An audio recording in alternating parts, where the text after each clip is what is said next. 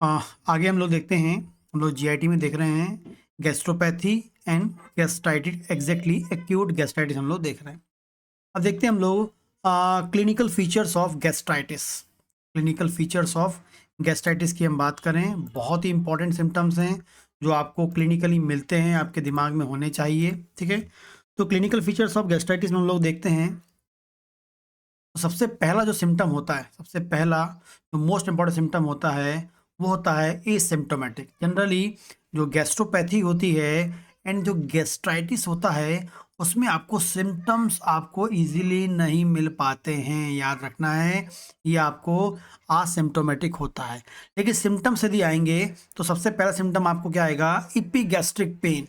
कैसा होगा, इपीगैस्ट्रिक पेन होगा, नॉजिया आपको मिलेगा, वॉमिटिंग आपको मिलेगी एंड ब्लडी वॉमिटिंग मिलेगी ड्यू टू अल्सर या इरोजन। ठीक है, यदि आपकी गैस्ट्रिक म्यूकोसा में अल्सर हो गया है या ड्यू टू वहाँ इरोजन हो गया है तो आपको उस कारण से क्या मिलेगा, ब्लडी वॉमिटिंग मिलेगी। ठीक है, जनरली असिम्प्टोमेटिक होता है, लेकिन सिम्टम आएगा तो पहला आएगा इपीगैस्ट्रिक पेन आएगा, नॉजिया मिलता है, वॉमिटिंग मिलती है एंड आपका ब्लड वॉमिटिंग आपको मिलती है यदि वहाँ अल्सर हो गया है या इरोजन हो गया है। आपको याद रखना है जो भी सिम्टम हमको यहाँ मिलने वाले हैं, चाहे गैस्ट्रिक के जो भी मिलेंगे, गैस्ट्रोपैथी और एक्यूट गैस्ट्राइटिस, दोनों के सिमिलर होते हैं।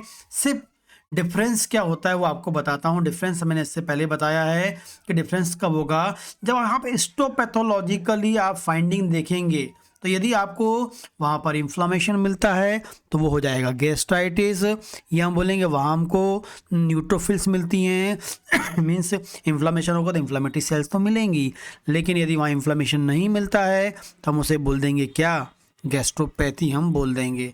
इन्फ्लामेशन प्रेजेंट होगा, एब्सेंट होगा तो गैस्ट्रोपैथी, इन्फ्लामेशन प्रेजेंट होगा तो आप बोलोगे क्या, एक्यूट गैस्ट्राइटिस बोलोगे। ठीक है, याद रखना है।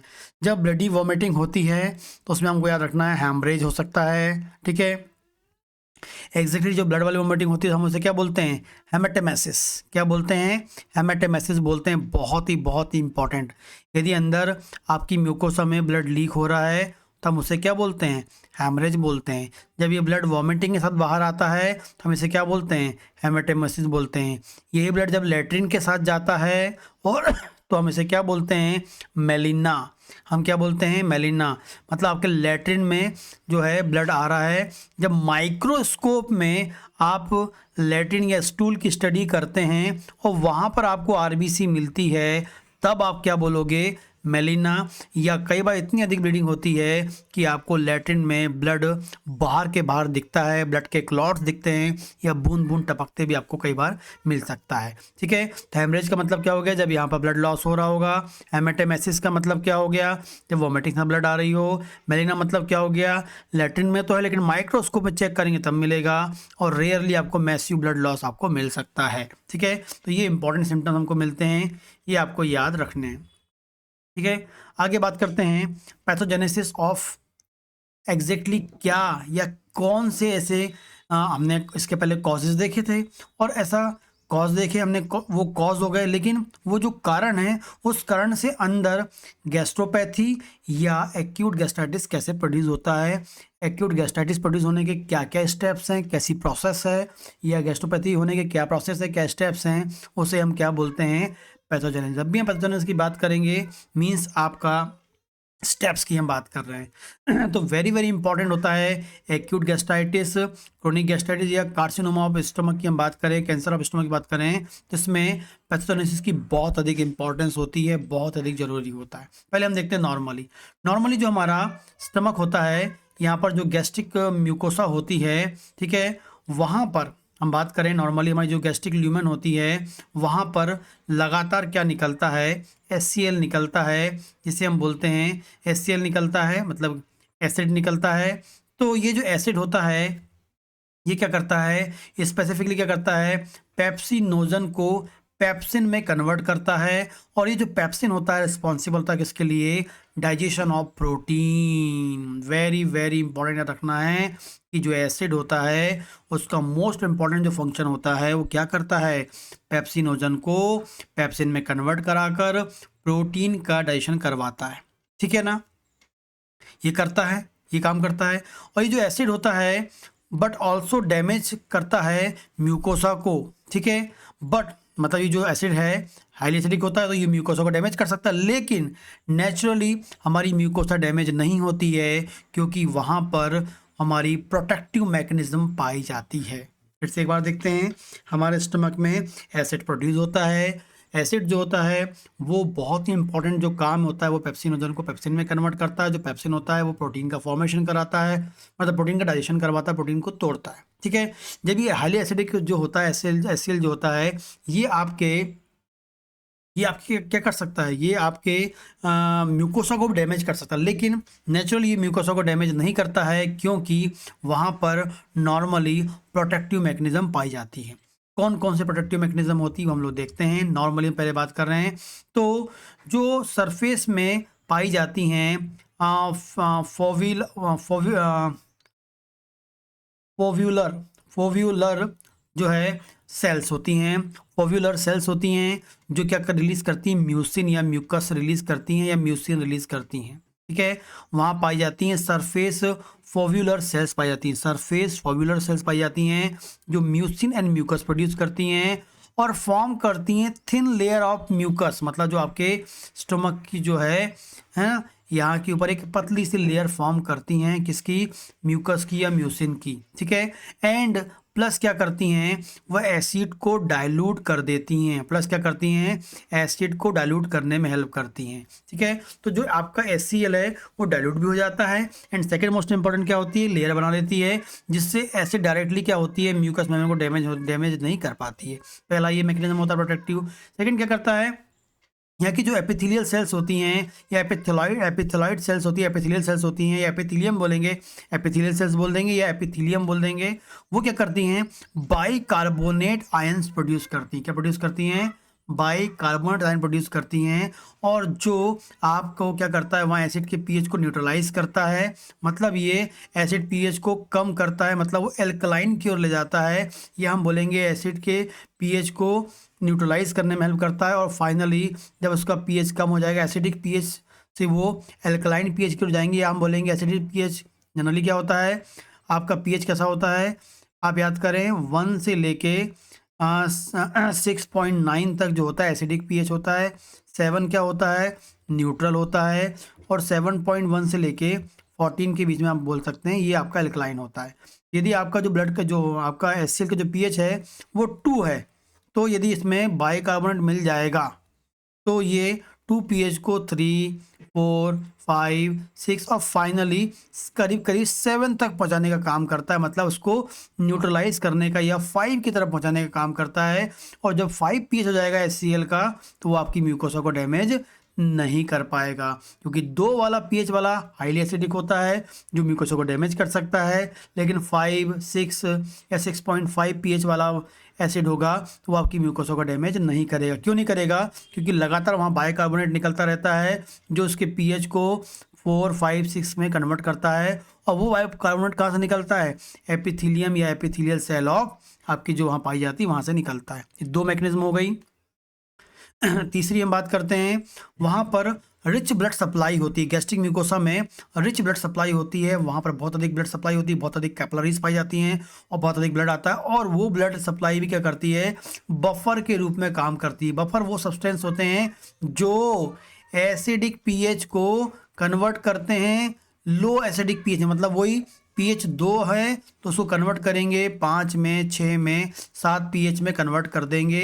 ये कन्वर्ट करने वाले सब्सटेंस को हम क्या बोलते हैं, बफर कहते हैं। और वहाँ पर जो ब्लड वेसल्स होती हैं वो बफर लाइक काम करती हैं, आपको याद रखना है, ठीक है।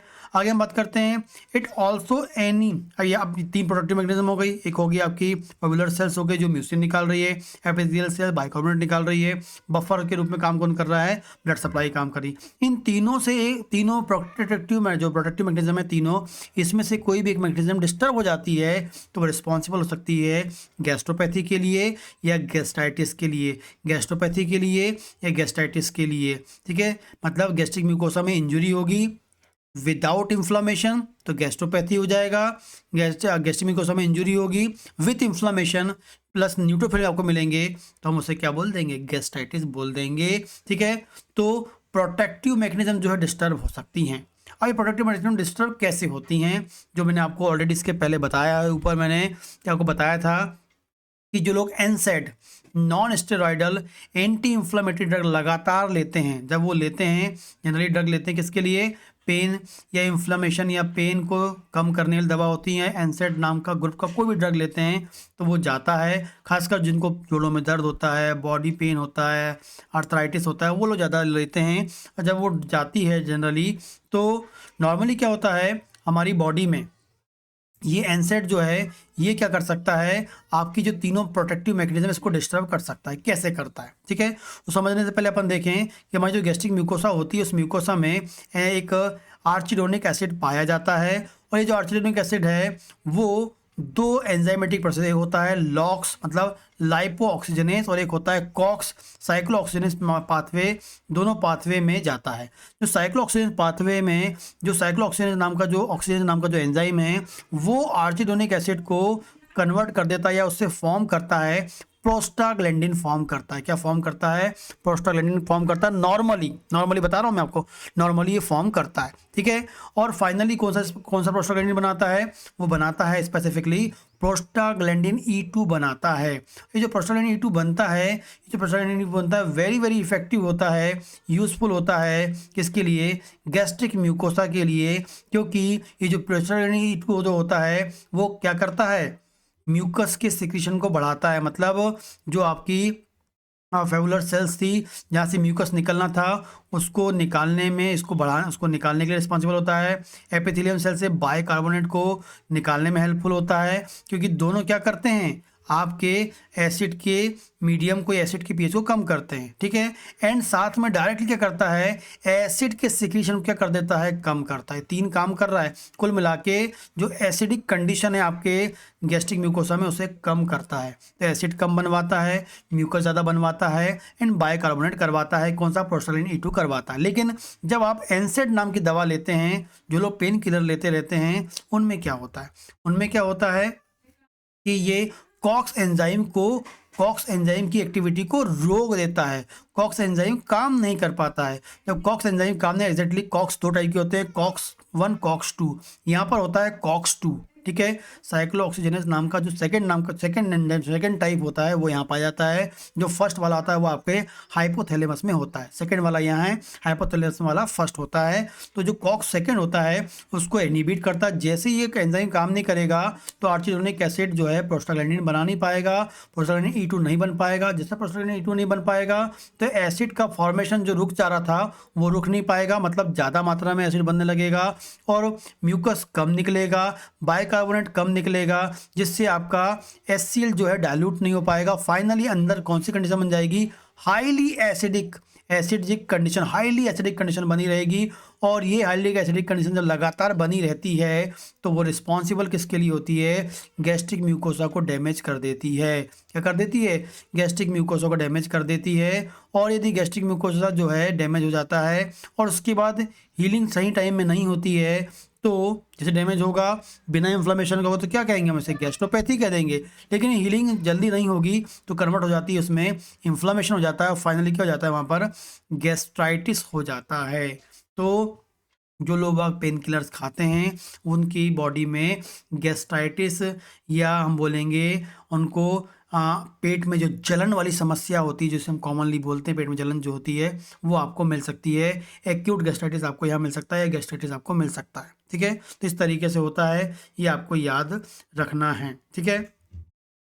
एक बार फिर रिवाइज करते हैं, हमारी गैस्ट्रिक म्यूकोसा में क्या होता है, बहुत ही इंपॉर्टेंटली आपको याद रखना, गैस्ट्रिक म्यूकोसा में 3 प्रोटेक्टिव मैकेनिज्म होती हैं जो लगातार हमारी बॉडी को हाईली एसिडिक होने की कंडीशन को बचाता है। लगातार हमारी बॉडी में HCl तो बनता ही है, लेकिन वो HCl हमारी म्यूकोसा को डैमेज क्यों नहीं करता है, क्योंकि वहाँ पर बाइकार्बोनेट बनता है एपिथेलियल सेल से, वहाँ पर म्यूसिन बनता है फेवुलर सेल से, और ब्लड सप्लाई ज़्यादा होती है जो बफर के रूप में काम करती है। और जो एसिड बन रहा है, जो HCl का जो pH 2 pH वाला जो HCl है उसके pH को वो 4, 5, 6 में कन्वर्ट कर देता है ताकि वो लो एसिडिक हो जाए, वो म्यूकोसा को डैमेज ना करे, ठीक है। लेकिन जो लोग एनसेड नाम की दवा खाते हैं वो लोग में क्या होता है, ये तीनों मैकेनिज्म में खासकर 2 मैकेनिज्म डिस्टर्ब हो जाती है, जिसमें म्यूसिन कम बनने लगता है और आपका जो म्यूसिन के अलावा जो बताया मैंने आपको, बाइकार्बोनेट कम बन जाता है, क्योंकि म्यूसिन और बाइकार्बोनेट को निकालने के लिए वहाँ पर चाहिए होता है प्रोस्टाग्लैंडिन E2। और जो प्रोस्टाग्लैंडिन E2 कहाँ से बनता है, वो बनता है आपके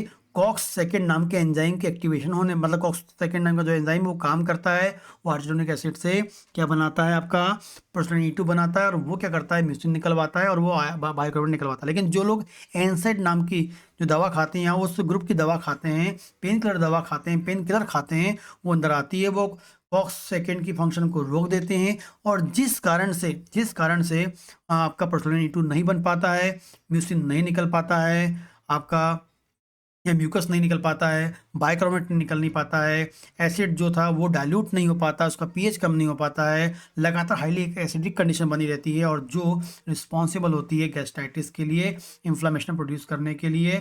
ठीक है, ये आपको याद रखना है। ये पहला कॉज हो गया। ठीक है, दूसरा आपको याद रखना है, सेकेंड है हेलिकोबैक्टर पाइलोरी। हेलिकोबैक्टर पाइलोरी नाम का एक इम्पॉर्टेंट माइक्रो ऑर्गेनिज्म होता है।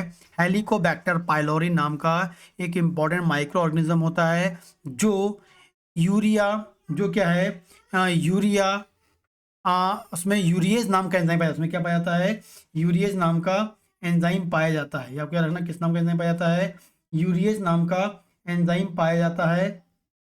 किस नाम का, यूरिएज नाम का एंजाइम पाया जाता है। और ये जो यूरिएज नाम का एंजाइम है, ये यूरिया को अमोनिया में कन्वर्ट करता है, अमोनिया में कन्वर्ट करता है। यूरिएज जो होता है वो यूरिया को अमोनिया में कन्वर्ट करता है, और अमोनिया आयन में कन्वर्ट करता है। और ये जो अमोनिया आयन होता है, ये क्या करता है, इनहिबिट करता है गैस्ट्रिक बाइकार्बोनेट को, और जिससे आपकी गैस्ट्रिक बाइकार्बोनेट जो है उसके फंक्शन को इनहिबिट करता है, या गैस्ट्रिक बाइकार्बोनेट वहाँ निकल नहीं पाता है, वो अपना काम नहीं कर पाता है, जिससे प्रोडक्टिव मैट्रिक्स डिस्टर्ब होती है, फिर क्या हो सकता है, गैस्ट्राइटिस। तो हेलिकोबैक्टर पाइलोरी जो होता है वो कैसे गैस्ट्राइटिस प्रोड्यूस करता है, उसमें यूरिएज नाम का एंजाइम होता है, जो यूरिया को अमोनिया आयन में कन्वर्ट करता है, और जो अमोनिया आयन है वो इनहिबिट होता है गैस्ट्रिक बाइकार्बोनेट में, सॉरी गैस्ट्रिक बाइकार्बोनेट के फंक्शन को डिस्टर्ब कर देता है, और फाइनली आपको गैस्ट्राइटिस मिलेगा। ठीक है, ये याद रखना है।